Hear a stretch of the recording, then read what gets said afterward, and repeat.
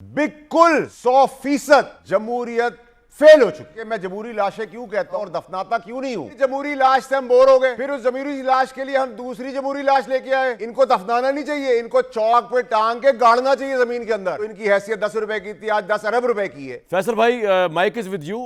अगर ये सब कुछ नाकाम हो गया तो जमहूरी लाशों को दफना दें, बराह रास्त आ जाएं। और आपकी जबान क्यों लड़खड़ाती है, हचकिचाती है? आप क्यों क्लियर बात नहीं करते? आपसे मुराद सिर्फ आपकी बात नहीं हो रही। कामरान शाह साहब, मुझे आपने अपने उस्ताद मोहतरम को पूरा भरपूर जवाब देने के लिए लॉजिक के साथ टाइम देना होगा। और आबिद भाई को आपसे रिक्वेस्ट है सर के 2 मिनट मुझे दे दीजिएगा। जी आबिद साहब को उसके देखिए, बाद टाइम जो पूरा मिलेगा। मेरे उस्ताद मोहतरम ने कहा, मेरे उस्ताद मोहतरम ने जो कहा, बिल्कुल 100% जमहूरियत फेल हो चुकी है। लेकिन आपने जब यह कहा कि मैं जमहूरी लाशें क्यों कहता हूं, एक्सपायर्ड लाशें क्यों कहता हूं और दफनाता क्यों नहीं हूं, उसकी वजूहात भी देता हूं। जब आप नवाज शरीफ साहब को पैसे ना लेने पर, लेने पे नहीं, ना लेने पर निकालते हैं और उसके आलाकार बनती है एक पॉलिटिकल जमहूरी पार्टी पीटीआई और उस वक्त की एस्टैब्लिशमेंट और उस वक्त की जुडिशरी, तो ये जनाजा क्यों इसलिए नहीं दफनाते कि इस जनाजे को फिर दूसरे कब्रिस्तान ले जाते हैं हम। जैसे नवाज शरीफ साहब के टाइम पे हम लेके आए, जनाजे को उठा के लाए और कहा भाई इसके बेनिफिशियरी अब तुम हो गए। फिर जमहूरी लाश से हम बोर हो गए, फिर उस जमहूरी लाश के लिए हम दूसरी जमहूरी लाश लेके आए। उस वक्त की एस्टैब्लिशमेंट मिलाई पीटीआई के खिलाफ और अदालती निज़ाम खुलवाए रात संडे के दिन। तो फिर जमहूरी लाशें दफनाते हम इसलिए नहीं है क्योंकि जमहूरी लाशें हम यहां से वहां लेके चलते रहते हैं। और उस जमहूरी लाशें में इसलिए कह रहा हूं कि जमहूरियत के चैंपियन ही जमहूरियत का आलाकार बनते हैं। अगर इतनी जमहूरियत पसंद है आपकी मुल्क और आपकी पॉलिटिकल पार्टियां, इनको दफनाना नहीं चाहिए, इनको चौक पे टांग के गाड़ना चाहिए जमीन के अंदर। असल में तो बात यह है क्योंकि ये आलाकार बनते हैं।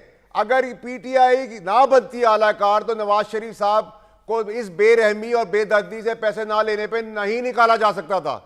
अगर अदलिया भी मिल जाती और स्टैब्लिशमेंट भी मिल जाती तब भी नहीं निकाला जा सकता क्योंकि जमहूरी कुव्वतें खड़ी होती। इमरान खान की पार्टी के टाइम पे भी एक जमहूरी पार्टी नून लीग और उसकी दीगर मुत्तहिदा अलाइज की पॉलिटिकल पार्टियां खड़ी हुई, आलाकार बनी, स्टैब्लिशमेंट गेम के अंदर आई, अदालतें खुली रात को, तो वो जमहूरियत रास्ते से उतर गई और दूसरी आ गई क्योंकि आपके पास दफनाने के लिए कब्रिस्तान नहीं है। और ये जमहूरी लाशें बदबू होने के बाद भी आप इधर से उधर चेंज करते रहते हैं, घुमाते फिराते रहते हैं। इसलिए मैं इनको जमहूरी लाशें कहता हूं और जमहूरियत को नाकाम इसलिए कहता हूं कि जमहूरी लोग क्रेडिबल ही नहीं है। जब ये एक दूसरे को गिराने में लगे रहते हैं और मुल्क की तरक्की की बात नहीं करते, और जब ये जमहूरियत में आए थे तो इनकी हैसियत 10 रुपए की थी, आज 10 अरब रुपए की है। जिन जमहूरी लोगों की आप बात करें जो जमहूरियत के अंदर पाकिस्तानी कौम को चाहिए, उन सब फैक्ट्रियों के मालिका ये सारे जमहूरी लीडर हैं, चाहे वो चीनी हो, आटा हो, गाड़ी हो, पॉइंट आ गया आपका, ठीक है, क्या कहते हैं, मीडिया हाउसेज हो। तो सर मुझे फिर आप बताएं ना, मैं तो खुल के बात करूं। और अगर आप मेरी जमहूरियत की बात करें, सेमी जमहूरियत जिसको मैं मानता हूं, तो मुझे कामरान शाह साहब कोई इतराज नहीं अपने उस्ताद के आगे बोलते हुए कि अगर आपको खुशी है ये सुन के कि मुझे पीटीआई, पीपल्स पार्टी और एमक्यूएम ने वोट दिए, मुझे कोई फर्क नहीं पड़ता।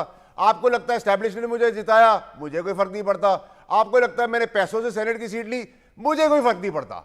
तो आपको जिस चीज से खुशी होती है वो आप पकड़ लें।